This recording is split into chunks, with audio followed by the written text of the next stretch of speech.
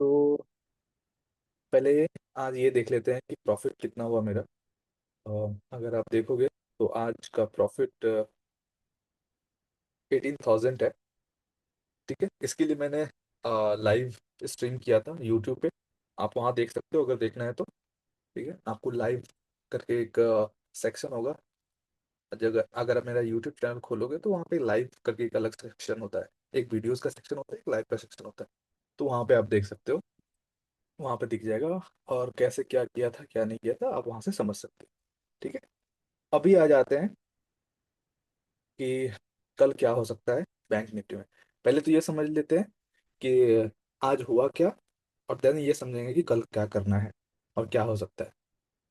तो क्लियरली आपको ये चीज़ तो 100% समझ में आ रहा है कि ये एक वन वे रैली गया है। एक छोटा सा पुल बैक यहाँ पे जरूर आया था, बट काइंड ऑफ ये ऐसे जनरली वर्क नहीं करता है। आप देखोगे तो मार्केट जो है ना ऐसे वर्क करता है।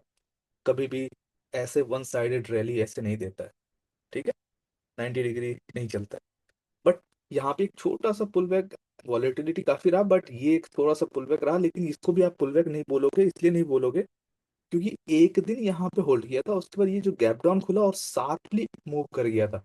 तो इसको हम लोग पुल बैक नहीं मानते हैं। पुल बैक का मतलब होता है कि आप थोड़ा एक दो कैंडल यहाँ रुक के फिर उसके बाद इसको ब्रेकआउट दे, और सेम डे पे सेम कैंडल अगर टर्न अराउंड कर जाए तो उसको पुल बैक नहीं बोल सकते।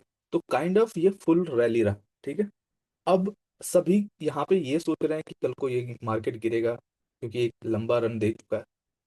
बट जरूरी नहीं है ऐसा। ठीक है, तो वही चीज समझने की कोशिश करते हैं कि आखिर वर्क कैसे करता है। तो वर्क ऐसे करता है कि जब भी कभी एक लंबा रैली देता है तो एक यहाँ पे एक हॉल्ट किया था। ठीक है, और जब कभी एक मेजर होल्ड को ब्रेकआउट जब देता है, ठीक है, क्योंकि ये राउंड लेवल भी था 51,500 का, इसलिए ये इंपॉर्टेंट भी था। उसको जब ब्रेकआउट देता है तो ये वापस उसको रीटेस्ट करने के लिए आता है। तो एक आपको ध्यान जो रखना है वो ये रखना है कि इसके आसपास, मतलब आप ये समझो 52,000, ये आपका एक इम्पॉर्टेंट लेवल होगा जहाँ की आप इसको देख सकते हो। मैं अगर इसको थोड़ा सा बड़ा कर देता हूँ, हाँ, जहाँ की आप देख सकते हो कि अगर कल को अगर रिटेस्ट होना हो आज या कल परसों कभी भी, तो यहाँ तक आ सकता है। फिर यहाँ पे आपको बाय के लिए देखना है, ना कि सेल के लिए देखना है। ये आपका एक तरह से ग्रीन होना चाहिए। ठीक है, ये आपका सपोर्ट लेवल हो गया। ये नहीं कि अगर कल को यहाँ पर रिटेस्ट कर रहा है तो आप ये सोच रहे हो कि चलो अब नीचे ही गिर जाएगा मार्केट। ऐसा नहीं है, यहाँ पे आपको बाई की ओर देखना है। ये हो गया थोड़ा सा लॉन्ग टर्म पर्सपेक्टिव। हो सकता है पूरी वीक कल नेक्स्ट वीक जब आएगा तो हो सकता है कि यहाँ तक कभी टच कर जाए। तो फिर उस समय आपके लिए ये ध्यान में रखने के लिए चीज़ है। ठीक है, अब आते हैं आज क्या हुआ मार्केट में। चलो 15 मिनट में समझते हैं। ठीक है, अगर आप आज, अगर आपको समझना है तो आप इसको थोड़ा कल तक ले चलो कि कल क्या हुआ था। कल भी एग्जैक्टली ऐसे रैली किया था और यहाँ पे आके होल्ड किया था, एकदम हाई पे होल्ड किया था। और आज का कैंडल ये है, यहाँ से स्टार्ट हुआ है। ठीक है, अब होता क्या है कि अब सोचो हुआ क्या होगा। अगर आपको ये निकालना है सपोर्ट रेजिस्टेंस, अगर निकालना है तो आप कैसे निकालोगे। कल खुलते ही ये अप की ओर गया था, बाहर की ओर गया था। तो और यहाँ पे कोई भी जो है कि बड़ा पैसा नहीं लगाएगा। खुलते ही जब तेजी से ऊपर जाने लगता है तो कोई जल्दी पैसा लगाता नहीं है। इसलिए नहीं लगाता क्योंकि उसको हमेशा पुलबैक का वेट कर रहा होता है कि ठीक है एक पुलबैक आएगा फिर उसके बाद हम उसको क्रॉस कर रहा होगा तब एक कंफर्मेशन के साथ, क्योंकि उसके पास इसको स्टॉप लॉस मिल जाता है। जैसे कि एक छोटा सा पुलबैक यहाँ आया तो हो सकता है इसको क्रॉस कर रहा होगा तो यहाँ कुछ पैसे लगे होंगे, बायर्स जुड़े होंगे। कुछ यहाँ पे रिटेस्ट करके आके जब इसको क्रॉस कर रहा होगा तो यहाँ पे कुछ पैसे लग रहे होंगे, कुछ पैसे यहाँ पे लग रहे होंगे। तो कहने का मतलब ये जो एरिया है, ओरिजिनल जो बायर्स हैं, ठीक है, ये तो कोई स्क्वायर ऑफ कर रहा होगा, कोई कैसे भी स्टार्टिंग में पोजीशन लिया। लेकिन जो मेजर बायर्स हैं, चाहे रिटेल बायर्स हों, चाहे कोई बल्क में बायर जो हैं, है ना, रिटेल में भी बड़े बड़े बायर्स होते हैं, वो सब कुछ यहाँ पे जुड़ रहे होंगे, कुछ यहाँ पे जुड़े होंगे, कुछ यहाँ पे जुड़े होंगे, कुछ यहाँ पे जुड़े, मोर और लेस ज्यादातर बायर्स यहीं पे थे।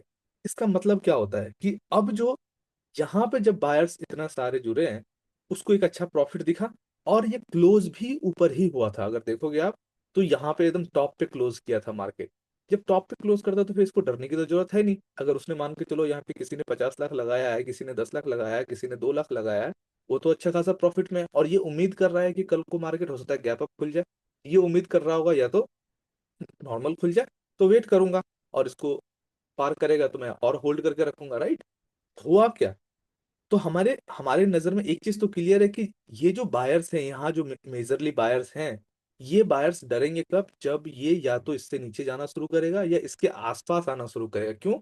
क्योंकि इसके पैसे जब तो अभी प्रॉफिट में दिख रहा हो, किसी का प्रॉफिट 2 लाख दिख रहा हो, किसी का 1 लाख दिख रहा हो, किसी का 10 लाख दिख रहा होगा, अगर उसकी प्रॉफिट कम होती हुई नजर आती तो वो यहाँ पे एग्जिट करेगा, ये वाला एरिया के आसपास। ठीक है, तो ये था कल का एनालिसिस। आप उसी, मैं इसलिए बताया क्योंकि ये चीज जरूरी है समझना। ठीक है। ठीक है। अब यहाँ मार्केट खुलता है, यहाँ पे एग्जैक्टली उसी के आसपास खुलता है जहां कल क्लोज हो रहा था। अब यहाँ सोचो कि ये बायर्स डर रहे होंगे क्या? बिल्कुल नहीं।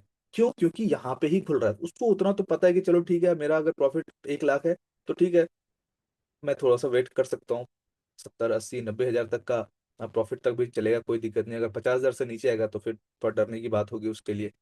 तो जब ये यहाँ पे खुला तो बायर्स को डरने की जरूरत थी नहीं। तो ये लोग कौन है जो सेलिंग कर रहे हैं? अगर आप इसको समझोगे तो जो छोटे बायर्स है, जो यहाँ पे बाय किए होंगे, कुछ यहाँ बाय किए होंगे, कुछ यहाँ बाय किए होंगे, क्योंकि जो यहाँ बाय नहीं कर सके, कोई यहाँ पे बाय किया होगा, कोई यहाँ पे बाय किया होगा, कुछ लोग यहाँ पे बाय किए होंगे। तो ये छोटे लोग जिनको कि दिख रहा है कि अरे यार, वो ये वेट करके बैठे थे कि मार्केट गैप अप खुलेगा और मुझे एक अच्छा खासा प्रॉफिट होगा, तो वो उनको वहां पे प्रॉफिट दिखा नहीं और यहीं पे खुल गया। और पहला कैंडल रेड बनाते ही उसने अपना एग्जिट करना शुरू कर दिया, छोटे बायर्स। तो जब, क्या हमें ये देख के सेलिंग करना चाहिए था? बिल्कुल नहीं करना चाहिए था। रीजन यही है, क्योंकि जो बड़े बायर्स थे यहाँ लेके बैठे होंगे तो उसको तो डरने की जरूरत नहीं है। मार्केट यहाँ तक आएगा तभी तो वो डरेंगे, राइट? तो मुझे 1 2 3 कैंडल अगर रेड भी बन रहा है तो हमें डरने की जरूरत ही नहीं। ठीक है। तो इसीलिए ये आप देखे भी होंगे कि यहाँ के बाद जो है कि यहाँ पे रुक गया और यहाँ के बाद एक अपसाइड मोमेंटम दिया। ठीक है। तो अब आपको समझ, साइकोलॉजिकल चीज अब मैं बता रहा हूँ कि ये क्यों यहाँ पे हमें सेलिंग नहीं करना चाहिए था। कुछ लोग होते हैं कि अच्छा चलो, पहला 10 मिनट 15 मिनट देख लिए, पहला रेड कैंडल, दूसरा भी रेड कैंडल बन गया, चलो यार तब तो सेल कर ही देते हैं। नहीं करना चाहिए था। रीजन यही था क्योंकि ये इसका, अगर ये पहला कैंडल इतना बड़ा रेड बना देता यहाँ, यहाँ तक, दूसरा कैंडल यहाँ तक रेड बना देता, फिर आप एक पुल बैक का वेट करके फिर यहाँ पे सेल कर सकते थे, क्योंकि तब फिर ये सब डर चुके होते और ये सब निकलने की कोशिश में होते।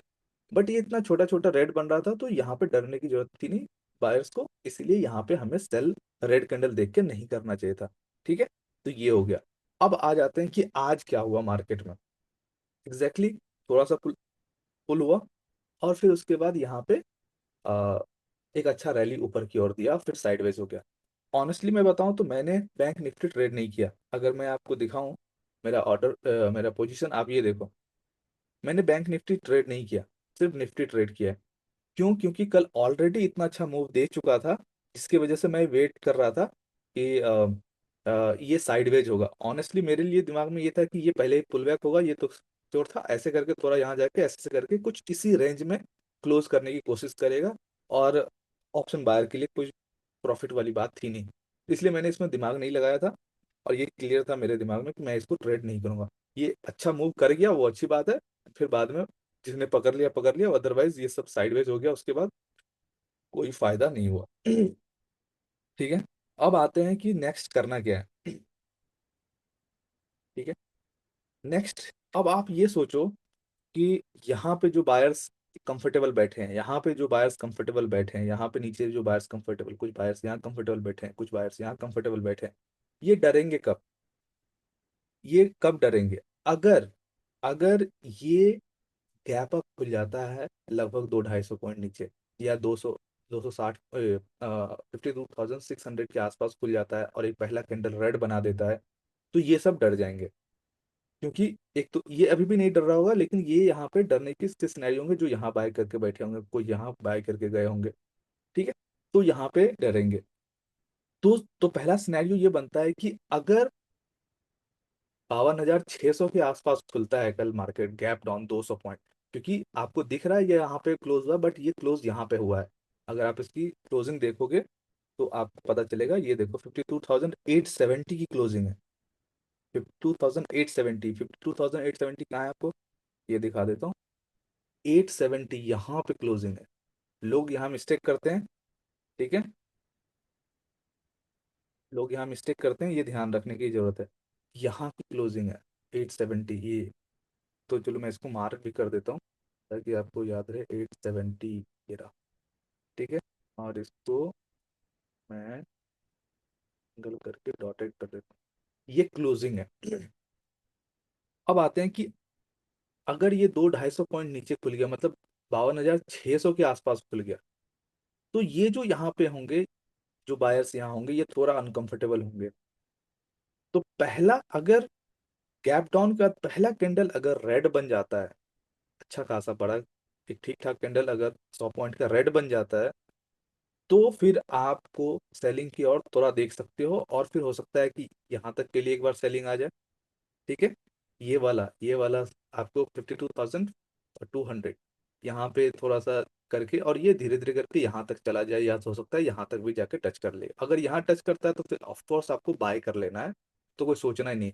आप यहाँ पे एक छोटा सा बाय यहाँ पे भी कर सकते हो, बाय इस अराउंड भी कर सकते हो 52,200 पे।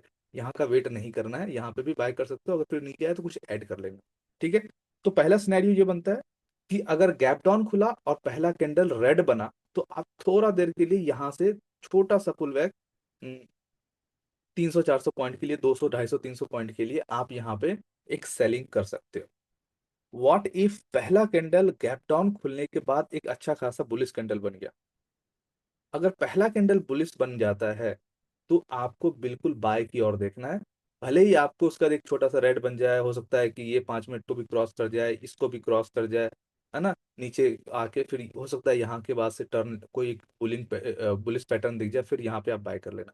लेकिन पहला अगर कैंडल ग्रीन बन गया, तो आपको फिर थोड़ा सा वेट करके बाय का सेटअप ढूंढना है, और बाय के लिए प्लान करना है। सेल के लिए प्लान नहीं करना है, इवन दो जबकि ये गैप डाउन खुल रहा होगा तो भी।